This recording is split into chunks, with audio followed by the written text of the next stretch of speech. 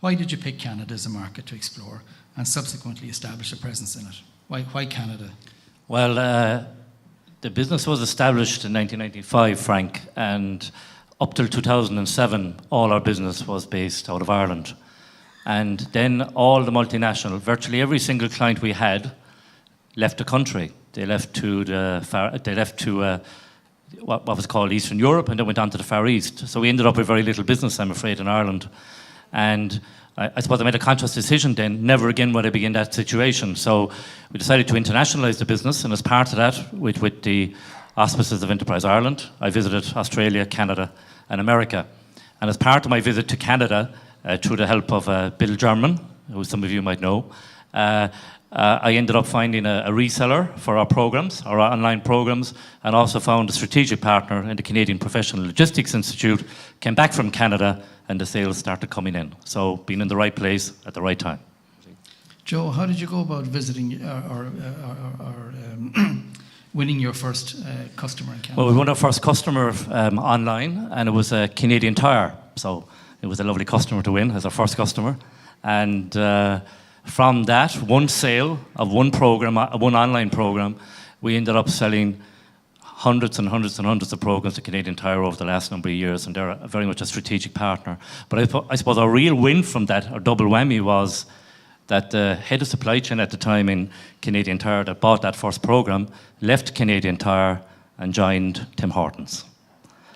And Tim Hortons now are our biggest customer, and we're dealing with Tim Hortons both at the strategic level and right across their operations, which again was a great opportunity.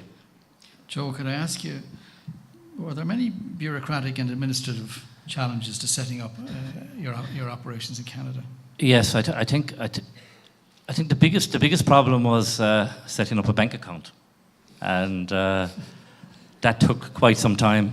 So the local Garda station in Cove got a number of calls from the bank in Toronto, believe it or not. So maybe that's a good thing after what we've been through in the last 10 years. But I suppose the administration elements around the banks and the visas were particular issues, and even trying to understand GST and HST rates in the different provinces, were issues at the very, very beginning. And in retrospect, we would have done it differently. We would probably have dealt with those issues up front, including the formation of a branch in advance of actually sending somebody full-time out into Canada.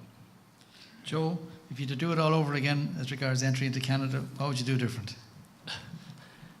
I'd probably, if I had more finance at the time, I'd have probably doubled the resources, because it's been such a success. But again, as I said earlier, I think if we knew more at the beginning, just in relation to those particular issues that I mentioned earlier, and I suppose that's an area that I think if there was any possibility of maybe more of a guide or a detailed guide to do business in Canada, I think it would have been hugely important to have had something like that, and would have helped us. But it's been all a win-win really for ourselves. 60 Irish companies now exporting on a very regular basis to Canada, employing 6,000 Canadian nationals.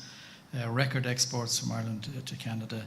We greatly appreciate the opportunity to engage with you on trade. We greatly appreciate your presence here this week, and thank you for your kind attention this afternoon.